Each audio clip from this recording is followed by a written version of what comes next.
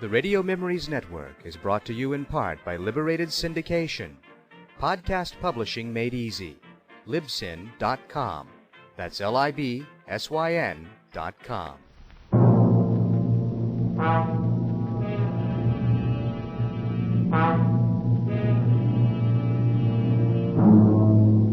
Are you burned up at the high price of turkey? Can't get eggs for your pumpkin pie? Want to get away from it all? We offer you Escape.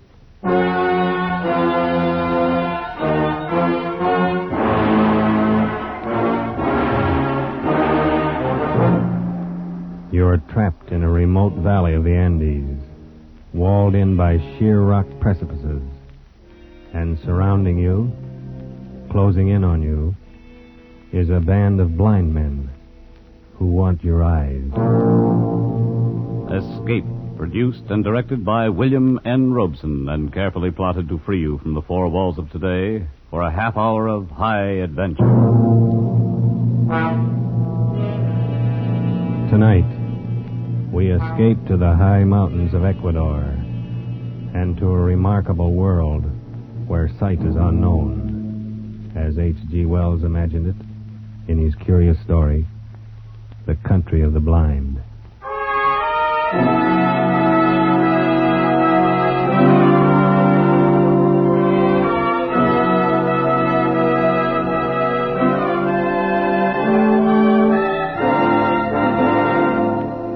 My name is Ibarra. I am a mining engineer in Quito, Ecuador, high in the towering Andes.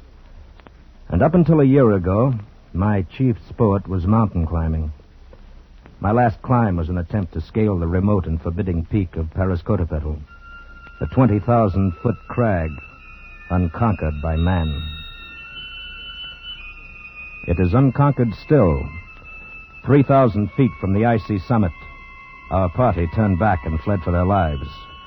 All of us escaped except one, a guide named Nunez, who slipped and fell over the precipice, disappearing into the vast chasm that yawned 10,000 feet beneath us.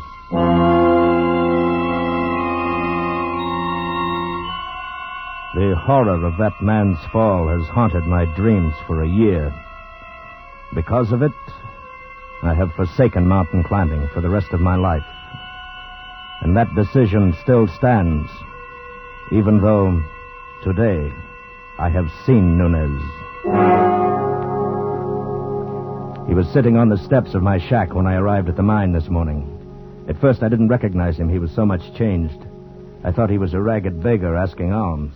Is it you, Senor Ibarra? My name is Ibarra, yes. What do you want? You do not know me, Senor. Oh, I know. You look like a man I knew once, but he is... Dead? Dead on the slopes of Escape-471126? Nunez. No, it couldn't be you. Nunez. That is my name, Senor. At least that is the name I remember. But you fell. I saw you fall. Yes. It's impossible that you could have lived. Perhaps the gods of the mountain had some reason to spare me. Nunez, if we'd had any idea that you were alive, but you went down thousands of feet. We couldn't even attempt to find your body. I know. I do not blame you. You could not have reached me. And if you had, I should not have welcomed you at first. But then later. What do you mean, Nunez? Senor, you will not believe what I have to tell. I can hardly believe that I'm seeing you, talking to you. But what has happened to you? You remember that night, the night I fell? Yes. We had been toiling all day, inching our way up a steep ice wall. And as darkness came, we found a narrow ledge, barely 3 feet wide. It's not very wide, but we can get our shoulder wall up, cut off some of this wind. Well, that'll be welcome. Yes, but first we'll rest a moment. Look at that icy devil up there glistening in the moonlight. There's another 3,000 feet of sheer ice wall to the top. Well, I can see why no one's ever made it. Think we should go on? I don't know. Nunez, what do you think? It is not my place to say, senor. I was hired to guide you to the top. I agreed. What do you really think? If I believed in the gods of the mountain, as the Indians do, I should be frightened now. Why? Because we have invaded the Forbidden Circle. This part of the Andes is unmapped and unknown, senor. And therefore shrouded in superstition, eh? It is an easy thing to believe strange things in this white loneliness. Some of the legends are really fascinating. I've heard of one, something about a hidden valley called the Country of the Blind. Yes. It is supposed to be somewhere down there below us. A fertile valley which was settled many centuries ago, and then cut off by the great landslide of Arauca. But why the Country of the Blind? Well, even before it was isolated, the people developed a strange illness. All of them slowly went blind. After that, their children were born blind. And the legend is that the valley was the home of the mountain gods. It was too beautiful for human eyes. That's odd. Well, it's all nonsense. Yes, of course. Would be pleasant to find it, though. You know the old proverb, in the country of the blind, the one-eyed man is king? I doubt that we could ever find it. I even doubt if it exists. Of course not. I was only joking. Yes. Well, now if you're arrested, we'll make the shelter wall. Right. I'll give you a hand in a minute. Believe me, Ibarra, for 2 pesos, I'd give up this climb. I never realized Senors, I'm slipping! Hang on! No net! No net!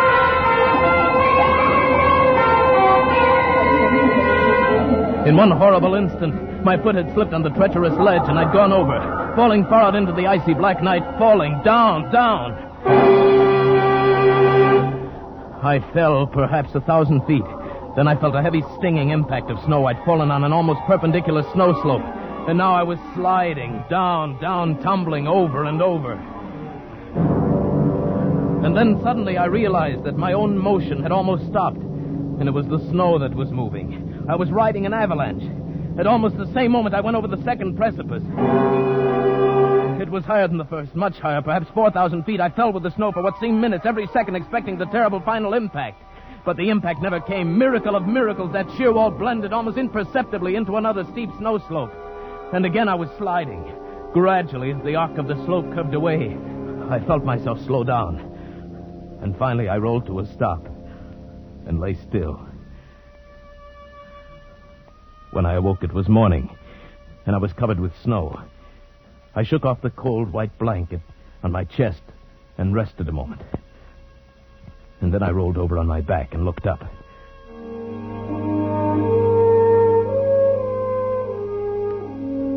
My heart almost stopped as I saw from where I'd fallen. Why, the mountain towered 10,000 feet above me. Then carefully I felt of myself.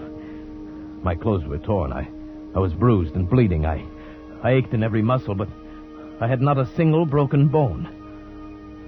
I lay there and offered up a prayer to the gods of the mountain.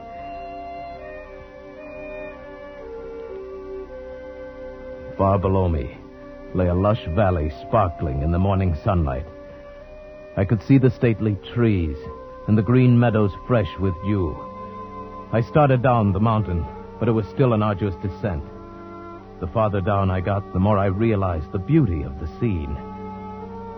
Why, this was a hidden paradise I'd fallen into, and I was the first man ever to see it. So I thought, but I was wrong. I realized that first when I saw the cultivation in the meadows, and then the walks, well-kept stone walks laid in a symmetrical pattern all over the valley. And then I saw them. There were men and women lying under the trees and resting in the fields.